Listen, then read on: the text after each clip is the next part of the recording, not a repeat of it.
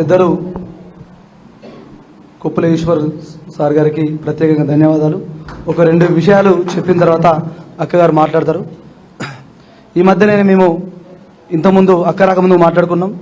అక్క, రాష్ట్రంలో ఉన్న ఏ దళిత సంఘం కానీ, ఏ కాంగ్రెస్ పార్టీ ప్రభుత్వంలో ఉన్న నాయకుడు కానీ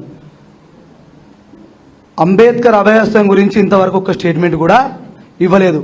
దళిత బంధు కావాలని అడిగింది మేమే, అంబేద్కర్ అభయహస్తం ఇవ్వాలని ప్రతి వేదిక మీద అడిగేది కూడా దళిత బంధు సాధన సమితి అందరికీ తెలుసు. రెండోది, మొన్ననే ప్రథమ వార్షికోత్సవం ములుగులో జరుపుకున్నప్పుడు రాష్ట్ర కమిటీ తీర్మానం చేసింది. ఈ తెలంగాణ దళిత బంధు సాధన సమితిని కాస్త మనం ప్రతి దళిత బిడ్డకు న్యాయం జరగాలనే ఉద్దేశంతో తెలంగాణ దళిత బంధు మరియు అంబేద్కర్ అభయహస్తం సాధన సమితిగా మనం రూపాంతరం చెందుతున్నామని తీర్మానం చేశాం.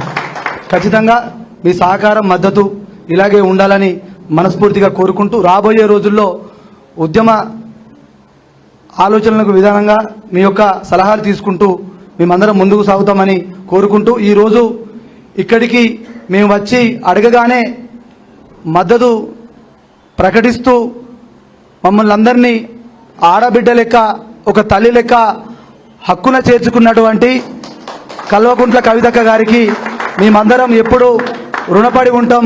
దళిత జాతి మొత్తం అండగా నిలబడతాం. పెద్ద పెద్ద నాయకులు కూడా, దళితుల పక్షపాతిగా మాట్లాడే నాయకులు కూడా ఇంతవరకు ఎవ్వరు కూడా నోరు మెదిపి దళిత బంధు గురించి మాట్లాడలేదు. మొట్టమొదటిసారి దళిత బంధు న్యాయమైన డిమాండ్కు మద్దతుగా వస్తున్న కల్వకుంట్ల కవితక్క గారికి మన అందరి తరపున స్వాగతం పలుకుతూ ఈ కార్యక్రమాన్ని ఉద్దేశించి మాట్లాడవలసిందిగా మన అందరి తరపున మన ఆడబిడ్డ, మన తల్లి కల్వకుంట్ల కవితక్క గారిని కోరుకుంటున్నాను.